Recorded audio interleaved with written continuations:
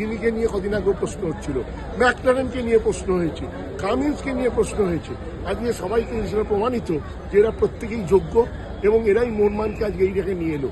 এটা এত বছর ধরে ইভেন আমাদের ডিফেন্স লাইনের কি আপনি যদি বলেন ডিফেন্স লাইনে তো 90 মিনিট গোল খায়নি, তবেই তো একটা গোল দিয়ে ম্যাচ জিততে পেরেছে। যেন এটা প্রত্যেকের সাফল্য। হ্যাঁ, দিনির গোল পাওয়াটা খুব দরকার ছিল, দিনি কনফিডেন্স ফিরে পাবে এবং আইএসএল কাপে এটা আমাদের অনেক সুবিধা হবে। একটা গোল করতে আজকে ম্যাচে দেখা গেছে বেশ কয়েকটা সুযোগ নষ্ট। এবার তো লক্ষ্য আইএসএল ট্রফি। সুযোগ তৈরি করেছে তো, যদি তৈরি না করতে পারে তাহলে নষ্টটা হবে কি করে? তৈরি করাটাই তো সাফল্য। তৈরি করলে দেখুন 10টা সুযোগ তৈরি হলে 10টাই যদি গোল হয়ে যেত তাহলে আর আইএসএল এর কোনো মান থাকতো না।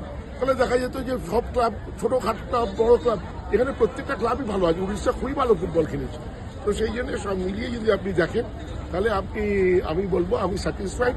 একটা চাপ ছিল, চ্যাম্পিয়ন হওয়ার চাপ ছিল, সেই চাপে অনেক কিছু হয়, গন্ডগোল হয়, মিসিং হয়, তারপরেও যে টিমটা চ্যাম্পিয়ন হতে পেরেছে এটা বড় সাফল্য। দেবাশিস দা, বিশেষ কিছু পরিকল্পনা আছে সেলিব্রেশনের বা উদযাপনের? সেলিব্রেশন সবে তো হলো, আলোচনা করে নিশ্চয়ই জানানো হবে।